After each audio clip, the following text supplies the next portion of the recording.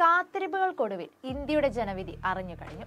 18ാമത് ലോക്സഭയിലേക്കുള്ള തിരഞ്ഞെടുപ്പ് ഫലം വന്നതോടെ ഇനി എല്ലാവരും ഉറ്റുനോക്കുന്നത് സർക്കാർ രൂപീകരണത്തിനായുള്ള NDAയുടെയും ഇന്ത്യ മുന്നണിയുടെയും കരുനീക്കങ്ങളാണ്. അതേസമയം ചരിത്രം സൃഷ്ടിച്ചുകൊണ്ടാണ് കേരളത്തിൽ BJP ഒരു അക്കൗണ്ട് തുറന്നത്.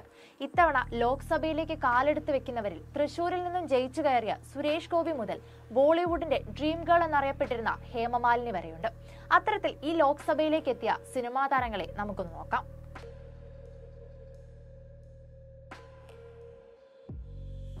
രണ്ട് മുന്നണികൾക്കും വളരെ നിർണായകമായ ഈ തെരഞ്ഞെടുപ്പിലേക്ക് ജനപ്രിയരായ നേതാക്കളെയും സിനിമാ സീരിയൽ താരങ്ങളെയും ഒക്കെ നിർത്താൻ അവർ ശ്രദ്ധിച്ചിരുന്നു. ജനങ്ങൾക്കിടയിൽ അത് വലിയ സ്വാധീനം ഉണ്ടാക്കുമെന്ന വിശ്വാസവും അവർക്കുണ്ടായിരുന്നു. അവരിൽ പലരും വിജയിക്കുകയും ചെയ്തു. ചരിത്ര നേട്ടവുമായി BJP കേരളത്തിൽ അക്കൗണ്ട് തുറന്നത് തൃശൂരിൽ സുരേഷ് ഗോപിയുടെ വിജയത്തോടെയാണ്.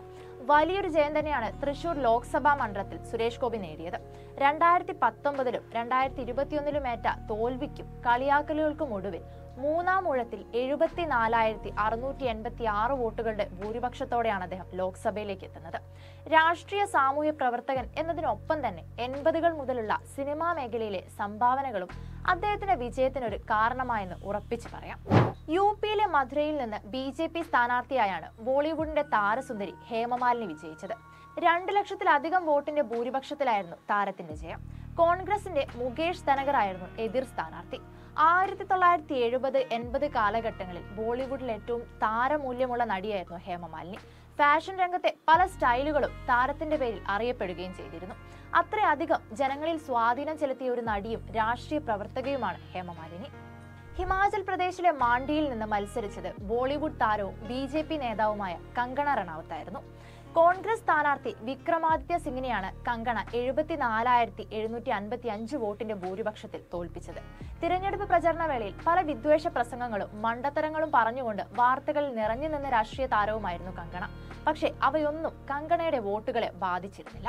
1970 കാലഘട്ടങ്ങളിൽ ബോളിവുഡ് സിനിമകളിൽ വില്ലൻ വേഷങ്ങളിൽ തിളങ്ങി നിന്നിരുന്ന നടനായിരുന്നു ശത്രുഘ്നൻ സിൻഹ. 2009 തെരഞ്ഞെടുപ്പോടെയായിരുന്നു രാഷ്ട്രീയത്തിലേക്കുള്ള അദ്ദേഹത്തിന്റെ പ്രവേശം. ഇപ്പോൾ പശ്ചിമ ബംഗാളിലെ അസൻസോൾ ലോക്സഭാ മണ്ഡലത്തിൽ നിന്നും തൃണമൂൽ കോൺഗ്രസ് സ്ഥാനാർത്ഥിയായിട്ടായിരുന്നു ശത്രുഘ്നൻ സിൻഹ മത്സരിച്ചത്. 59,564 വോട്ടിന്റെ ഭൂരിപക്ഷം നേടിയാണ് അദ്ദേഹം ജയിച്ചത്. അല്ലു അർജുൻ ചിത്രമായ ലക്കിയിലൂടെ തെന്നിന്ത്യൻ സിനിമയിൽ ഏറെ പ്രേക്ഷക ശ്രദ്ധ നേടിയ വില്ലൻ കഥാപാത്രമായി എത്തിയ നടനായിരുന്നു ഭോജ്പുരി താരമായ രവി കിഷൻ. BJP സ്ഥാനാർത്ഥിയായിട്ടായിരുന്നു ഈ തെരഞ്ഞെടുപ്പിൽ അദ്ദേഹം മത്സരിച്ച് ജയിച്ചത്. ഉത്തർപ്രദേശിലെ ഗോരഖ്പൂർ മണ്ഡലത്തിൽ നിന്ന് SP-യുടെ കാജൽ നിഷാദിനെ 1 ലക്ഷത്തിലധികം വോട്ടുകൾക്ക് പരാജയപ്പെടുത്തിക്കൊണ്ടായിരുന്നു രവി കിഷന്റെ ജയം. BBC-യുടെ 2005 റിപ്പോർട്ട് പ്രകാരം ഭോജ്പുരി സിനിമയിലെ ഏറ്റവും വലിയ 2 താരങ്ങളായിരുന്നു രവി കിഷനും ഒപ്പം മനോജ് തിവാരി.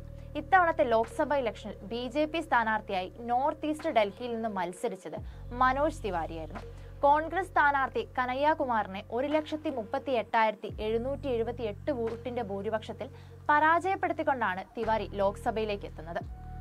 ബംഗാളിലെ ഹൂഗ്ലി മണ്ഡലത്തിൽ നടന്നതൊരു താര പോരാട്ടമായിരുന്നു.